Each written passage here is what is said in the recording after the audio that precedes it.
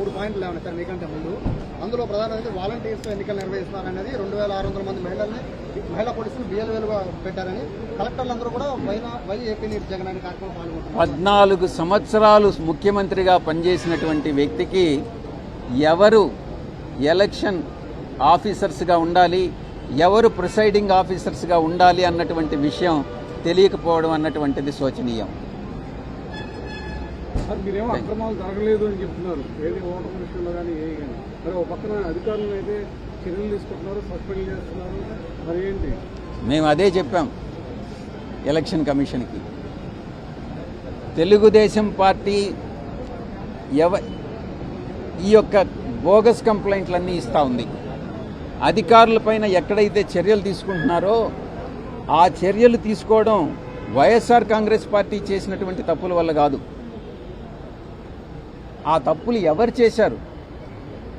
మేం చేశామా? మా పేరుతో తెలుగుదేశం పార్టీ వాళ్ళు చేశారా? అది ఎవరు చేశారు, దాని వెనక ఎవరున్నారు అన్నటువంటిది నిజాన్ని నిర్ధారించండి అని ఎలక్షన్ కమిషన్కి నివేదించడం జరిగింది. నేను గతంలో చెప్పినట్టుగా చంద్రబాబు నాయుడు జీవితమే ఒక మోసపూరితమైనటువంటి జీవితం, కుట్రలమయమైనటువంటి జీవితం, అది రాజకీయ జీవితం. కాబట్టి వీటిని ఆరోపణలను నమ్మవద్దు. ఎవరైతే అధికారులు నిజంగా తప్పు చేసి ఉంటారో ఆ తప్పు చేసిన అధికారుల మీద చర్య తీసుకోవడంలో తప్పే లేదు. వైఎస్ఆర్ కాంగ్రెస్ పార్టీ ఇలాంటి తప్పులు చేయదు అన్నటువంటిది ఖరాఖండిగా నేను నిర్ధారించి చెప్తా ఉన్నా. Thank you.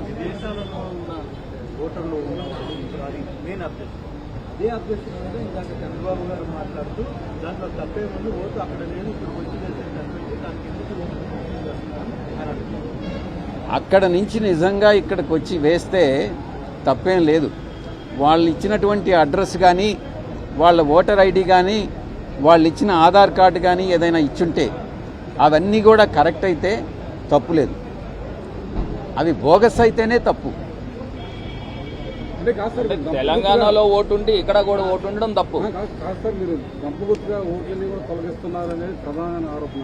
ఎందుకంటే పక్క రాష్ట్రాల్లో ఎవరైనా ఉద్యోగాలు చేసుకోవడానికి వల్ల ఓట్లు కూడా తొలగించే పరిస్థితి. గంపగుత్తగా కంప్లైంట్లు ఇస్తున్నారు. మీరు మీ యొక్క క్వశ్చన్ని మీరు రెక్టిఫై చేసుకోండి.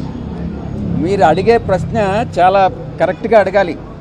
గంపగుప్తగా కంప్లైంట్లు ఇస్తున్నారు. ఇప్పుడు మీరున్నారు, మీ పేరేంటి?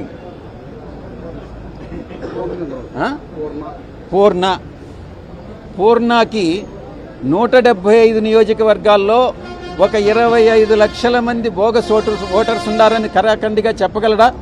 చెప్పలేడు. కానీ తెలుగుదేశం పార్టీ ఎలక్టోరల్ సెల్లో ఉన్నటువంటి కోనేరు సురేషు, చంద్రబాబు నాయుడు, లోకేష్ ప్రోద్బలంతో ఈ విషయాన్ని చెప్తున్నాడు. దాన్ని మేము తప్పుపడుతున్నాం. పూర్ణకి అటువంటి అంత అవగాహన ఉండదు, ఆ ఇన్ఫర్మేషన్ ఉండదు. కానీ పూర్ణ ఈ ఆరోపణ చేస్తున్నాడు.